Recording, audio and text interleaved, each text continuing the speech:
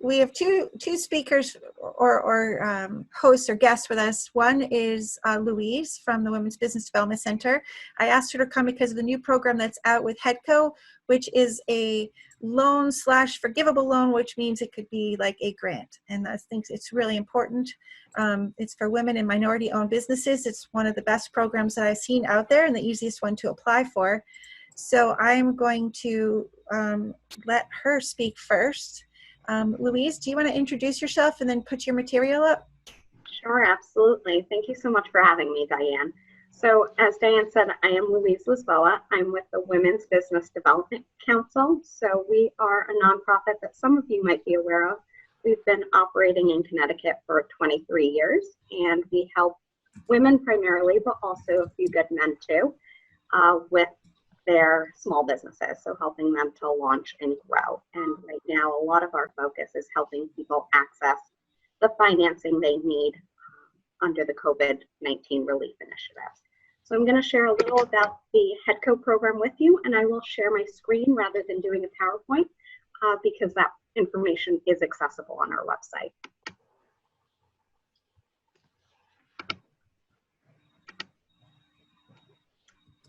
Okay. And can everyone see my screen? Beautiful. Okay. So WBDC's website, so you all have it, is ctwbdc.org. From there, you will see a COVID-19 resources page where we have a lot of information that can help you, but particularly I will focus on this HEDCO piece. So HEDCO is the Hartford Economic Development Corporation, and they are actually partnered with the state of Connecticut and the Connecticut Department of Economic and Community Development to offer this zero interest line of credit. So it is up to $20,000 for minority and women owned businesses with 51% or more ownership. So like Diane said, it is forgivable, which is fantastic. That presumes that expenses have been used in the way they were set out in the application. But it is by far the easiest application I have seen for any funding process. So what we have on our website is the eligibility for it.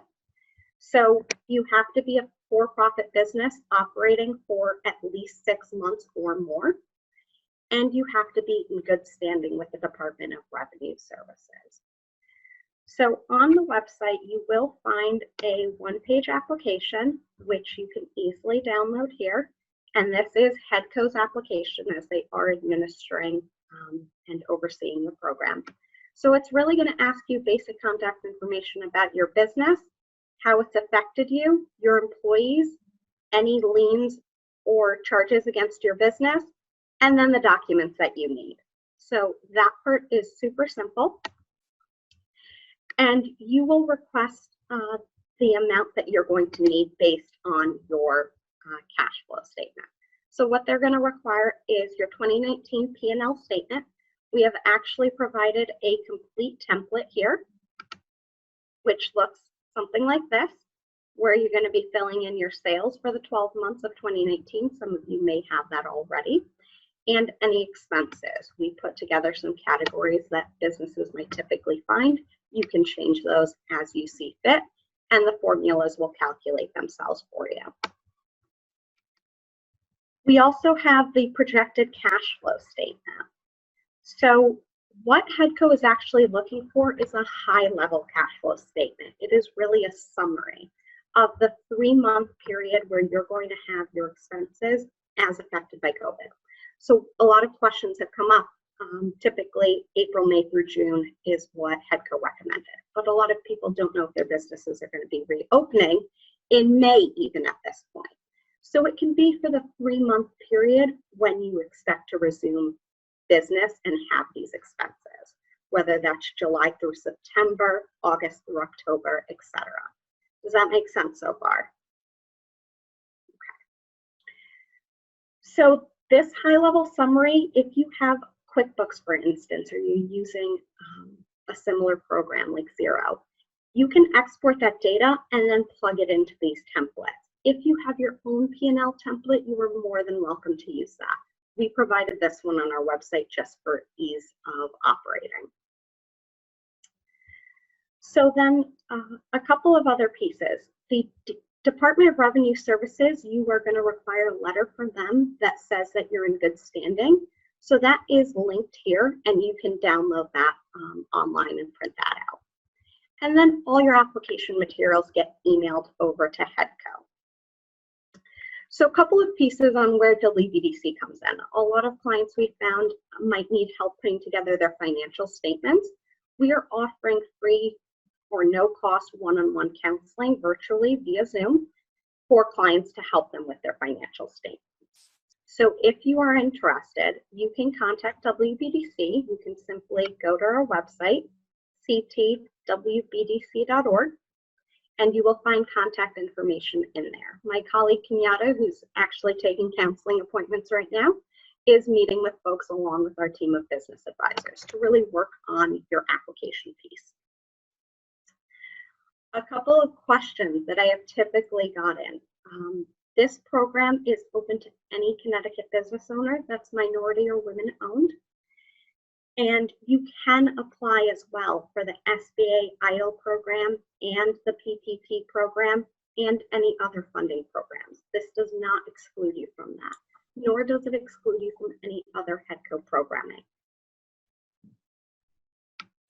Then in terms of other pieces, there are no application fees for this, which is great. The only fee that you might have is a closing fee of up to $250 to sign your closing documents with an attorney.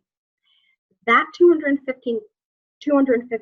can be included in your cash flow statement.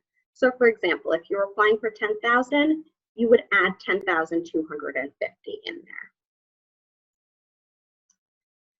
And then upon approval of your application, HEDCO will issue a letter of commitment and closing documents, and then funds are distributed to you via check within a week of that closing. So to the forgivable part. So the line of credit is payable in full 12 months from the date of closing.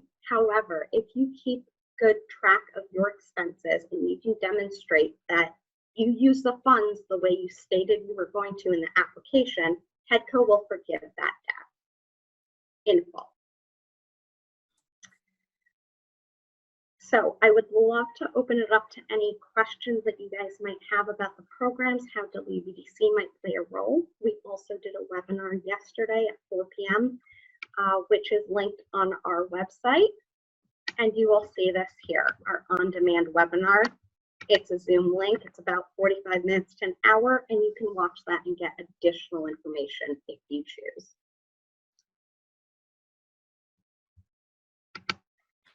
Okay, so Louise, I'll start off and I'll ask you a question.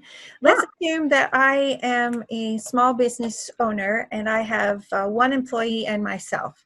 And I've applied for the EIDL loan, I have applied for the PPP program, and now I see this program. So how do you see, for me, how do you see this working in? Which is the best? What should I accept first? How should I work all three of these programs into helping me? That's a great question, Diane. And I know it really depends on the company, but pick one in your mind and give us an illustration. So typically across the board, especially for the smaller businesses, what we're advising they do is if you've already applied to other programs, fantastic. Quite frankly, those are going to take the longest to hear back from. HEDCO will probably be the quickest turnaround for you. So if you are a small business owner with less than 20 employees, or in your case, yourself plus one employee, absolutely go ahead and apply for the HEDCO program. If you are approved for HEDCO, you can choose to accept that line of credit. If you don't end up using it, that's great, no problem. If you then later on get accepted by SBA EIDL or PPP, you can choose whether to take those or not. You are allowed to turn them down. However, a lot of people might have expenses in excess of $20,000 for a 3-month period. This gives them options so that they're not further down the queue, if you will. So let's say I apply for the PPP. I have the 2 employees, and I have to use at least 75% of that to pay my employees, and the other 25% barely covers my expenses, and I can't use it for mortgage. I can only use it for mortgage interest. So I can pretty much take care of my employees for a 2-month period. Can I, you said that you showed us different ways we could use the money, but am I able to then take money from you, say part of the 20,000, and use it to pay mortgage, rent, utilities? I need to have landscaping done outside my company that I normally do in the spring. I'm going to start back up, and I'm going to need to buy some supplies, materials, or even food to get my kitchen and my restaurant back up and running. Can I use that money for all of those things, for everything other than just payroll? And are all of those things covered? Absolutely, great question. So HEDCO will be giving the funds, and they will cover any business-related expenses that have been that you would have incurred had COVID not happened, right? Mm-hmm. So that can be rent, utilities, mortgage payments, inventory, supplies, to round out that amount. So it's great to have PPP for those 8 weeks or 2 months, and then use HEDCO funds to supplement. Now, when we say it's up to 20,000, I do want to make super clear. You don't have expenses amounting to 20,000. You can't just say, oh, I'm going to get the full 20,000. Whatever your anticipated cash flow needs are for a 3-month period, whether that's $3,000, $10,000, $20,000. I think that's fair. So the few people that I've talked to and worked with this, I have kind of, directed them in that way. Say you have the PPP to pay for your employees, and you can use that money to pay 100% of employees, as long as you keep and hire back the same amount that you had before. And if you're self-employed, that just includes you. But you can use your money. For example, one person was with a bed and breakfast. So she needs to have, normally this time of year, they have a landscaper come in, do up the grounds really nice. They have a seasonal cleaning crew that comes in and does stuff, and they need inventories and supplies like, paper towels and whatever. So I told them all those kinds of expenses can be used, and startup costs. So if you're a restaurant and you've been closed and you need to go back and buy new food to start up to be able to open up for dinner or whatever, you can use the money to purchase the food, correct? Absolutely, that would be included. Inventory and such. So I think this is by far the best program, the easiest application, and the least amount of bureaucracy. And it's immediate. So you guys are processing loans very quickly and getting answers back to people. Yes, absolutely. So HEDCO is really doing the due diligence and underwriting of this. So not WBDC, but we are partnering with HEDCO and are in touch with them on a daily or every other day basis. So if you guys need help with applying, WBDC is a great resource for you on that.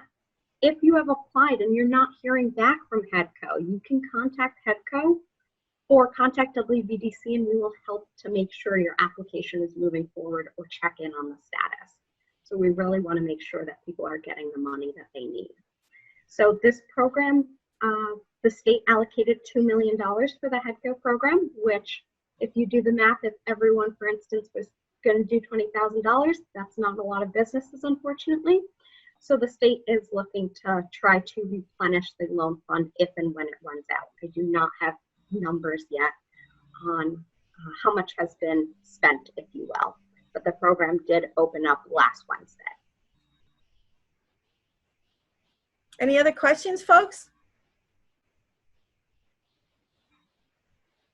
No? Well, look how thorough you were. That was amazing. Thank you, Diane. I think it definitely is one of the best programs that are out there. And like I said, it's for women and minority owned. You only have to have 51% ownership. And if you're with an LLC and you have members, you just have to have 51% of the controlling membership. Good. Any of you ladies out there thinking of applying for this? I've already applied for it, and I got a phone call this morning that he has it, and he has my paperwork, and just was touching base. That it's all on my that was blocked up. He has my application, and it's in the underwriting process. Good. It's going very quickly. Yeah. Much quicker than anything else. Anything else? Yeah. Highly recommend it. Absolutely. And we can use it for what we really need to use it for, where the PPP doesn't work. So you can, yeah, you can technically use the money from the PPP program really for anything, but you won't get any of it forgiven if at least 75% is not used towards payroll and you don't hire back the same number of employees. So if you started with 4 and you're only bringing back 1, you're not going to get the same forgiveness. Right. So this works great. Louise, do you have any other? So Louise with the Women's Business Development Center is, the WBDC is a partner with the Chamber of Commerce, and they have office space at our chamber when and if we can ever open up to the public. Generally, the person that we deal with is Laura Stetler, who's out of the New London office. But if you guys ever use them or go through them, you can actually meet with somebody right in Wyndham as opposed to having to drive all the way. Louise, what office do you work out of? I bounce between all the offices, actually. Yeah, so we're fortunate that you have a little home in our little neck of the woods, so you can come there. We think that you're amazing. I will also recommend that if you don't get their newsletter, you should go to their website and sign up for it, because they put amazing webinars on. You guys are very factual. Fran does a great job with presenting information. So if you want webinars, there's 2 groups that I think that do amazing jobs. That's the WVDC and then the CEDF, which is the Connecticut Economic Development Fund. They put on really great webinars too, all different kinds of topics. So CEDF, Connecticut Economic Development Fund, and then the WBDC, Women's Business Development Center. So you should definitely sign up for those newsletters so that you can find out when the webinars, they're all free. That's a good thing. Thank you for that. We also, just so to build on that, if you go to the homepage of our website and sign up for our newsletter, you can get your information both ways, in a multitude of ways. We do group support calls every Monday at 10 a.m. or Wednesdays at 7 p.m. They are via Zoom, and it's a chance for business owners to connect and ask the questions and share tips and hear some of the latest updates. And we also do town halls. So we have one this afternoon at 2 p.m. with Senator Duff, and one tomorrow at 11 a.m. with Senator Richard Blumenthal, and a few other folks to give some information on PPP, EIDL, HEDCO, and other resources. So if you're really trying to hear the latest updates from government officials, that's a great way to go. Does anybody have any questions about those other programs, the EIDL or the PPP, the Paycheck Protection Program? Have we heard of anybody that has gotten the EIDL loan yet? I do know a couple of people who have gotten the loan, but they literally applied the first day way back in the beginning of March, and they just got it last week. So it took 4 to 5 weeks minimal before they even heard from somebody. Okay. So I wouldn't expect, I wouldn't start worrying about that until 5 to 6 weeks out. Okay. So, and the last thing I'll just mention to anybody here is the other program is unemployment. So if you're independent contractors, which I know a couple of you are, if you're self-employed or 1099 or a gig, or you know anybody that is in those categories, you will finally, for the first time ever, be able to apply for unemployment insurance in the state of Connecticut.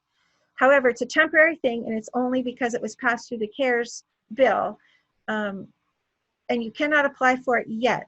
So if you're talking to people, you cannot apply for it yet. You will be denied. I know a lot of people, and we're on some other calls. This is like my 4th one today. Almost every call somebody has said, I've applied for that and I haven't heard. If you're an independent contractor, you're self-employed, you will be denied.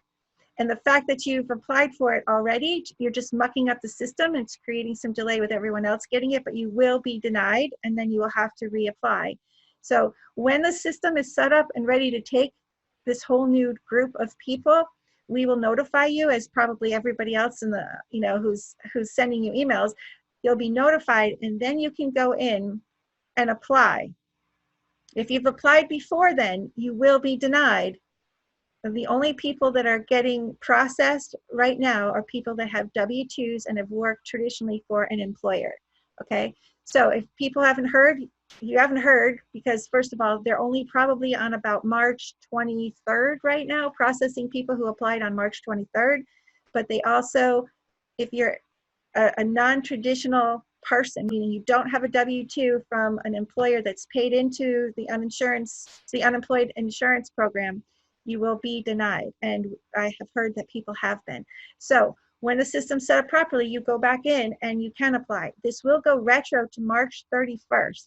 So the $600 per week of unemployment for the self-employed goes back to March 31st. Okay, so you don't have to worry about not getting into the system. They can't accept you right now. Any questions on that? Deb, you have to unmute yourself, Deb. Bottom left-hand corner. There you go. Okay, there I we saw go. your mouth moving. You know, oddly enough, my husband kept saying, hurry up, hurry up, hurry up. And I had talked to several other people who said, you can't apply right now. So today, ironically enough, I'm glad that I'm on this because that's obviously going to be more relevant to me. I have employees, but they're 1099 people. You don't have any idea when that's going to happen, when they're going to be ready? No, they've had to redo, according to the commissioner for Department of Labor, they had to their systems are very old software set up in a certain way. They weren't really prepared for this, so they've had to create a whole new system. Mm-hmm. I would not imagine that I would hope that they would be able to come up with something in the next week, maybe 2 weeks. I think they're hoping the same thing. Mm-hmm. But when you apply, you put when you as a self-employed person went out, which would be whatever date that was, and from March 31st on, there'll be payments until July 31st. And Louise, don't feel bad. You can step in and say I'm wrong on anything, okay? So, Oh, no, I agree completely. We're trying to get a town hall with the Commissioner of Labor to answer some of the biggest unemployment questions as well. Yeah, those are great webinars with them because there's so many questions about unemployment and collecting labor laws and all kinds of things. So it's been very interesting. But no, I mean, if you apply, what you're going to do is you're going to delay everybody else, but you're definitely going to delay yourself because you will already have a claim in the system under your Social Security number that eventually when they get to you, you will be denied. So when you can go in and put it in, you're going to delay your real application. So we just covered this in a previous webinar, and that there's so many people out there trying to be helpful that don't have necessarily accurate information. And I don't want to say, oh, just listen to your chamber. I mean, but we have tried and spent a lot of time and a lot of energy on webinars to get the right information and get the right people to come and talk, like Louise. So I think if you have a question, you can always email us. If I don't have an answer, I can email you to the right person and introduce you to the right person. So we've been doing that quite a bit with people who have weird situations. And there's a lot of weird situations out there. And sometimes, like with all these programs, you know, balancing them is really important because you want to be able to get as much from every possible thing that you can if you're hurting. So working with the Women's Business Development Center or the Small Business Development Center and having them literally look at everything that you have about your company and all the intricate details because it's 100% confidential, that sometimes is beneficial to people with interesting and unique situations with partners or members or 4 businesses or one business that owns another business that rents to a third business and they're all owned by the same people. That gets a little too crazy, but great resources. Any other questions? Diane, as far as the 60-day rent extensions, Yeah. Is that for commercial as well? Louise, do you have a definitive answer? Do you know that? I do not. So the last that I heard, and I still have 150 emails yesterday and today, the last I heard was they had worked out arrangements for residential. We weren't 100% sure on the commercial. We were believing it was going that way, but I have not seen it in writing. So I don't want to give info, but I can follow up on that. And just so you all know, when it comes to rent, so the mortgage, when you get this, the mortgage delay right? They're taking up to 3 payments and putting it on the back end of your mortgage. So you still have to pay them, but they're in the back end. So you can go 3 months without having to pay your mortgage. Careful on the rents. People are thinking they could do the same thing on the rents, but you don't necessarily, even with a year lease, you can break the lease at any point in time. So the rents are not the same. The rents are, when you get past your 90 days, they all are due at that time. Okay, so people are thinking they can delay them and still pay a monthly rent. The whole chunk has to get paid after the 3 months. That can be beneficial to you if you're getting your $1,200 check and your spouse or partner is getting that, and any kids are getting their 500s, but you're getting maybe, you know, unemployment that you're owed for 4 weeks. So you're getting all of these programs all at once. So you'll have a chunk of cash that you can pay that rent off, but be very careful. It's not, it will come due, and if you don't have it, you can be booted. That's an official term, booted, just so you know. Like bonkers. Are we all going bonkers? Did that answer your question, Nance? I don't have an answer. I'll find out, and I will make sure that I get it out to you. It did, thank you. I'm just wondering about for the restaurant, like he wants his rent, but I think I have an extension automatically. I mean, he'll eventually get it when I get it. Right. I'm telling people it's best to really, I'm sorry, I didn't mean to cut you off. It's best to work individually with your landlords, because these people are desperate, like you're desperate with your business. You know, they're not getting it from anybody. I look at the chamber, right? We survive on membership dues. So if all of our members are closed, how are they making money to be able to pay their dues? So we get that. You have to really talk to them and work out a plan. Maybe you could just give them a half or a third or something to help them get through a tough time also. But yeah, if I know your email, I'll put it out there. Actually, I'll try to put it in our next newsletter so everybody can have that information. Thank you. Anyone else? Well, Louise, what a lovely lady you are. Thank you for coming. We can't hear you. Apologies about that. Thank you so much. It's been lovely to join you and share a little about this program and our resources. Okay. Well, I'm sure we'll have you back. Fantastic. Everybody keep your fingers crossed for May 20th, right? All right. Well, thank you, Louise. And we're going to turn it over to Steve for a bit.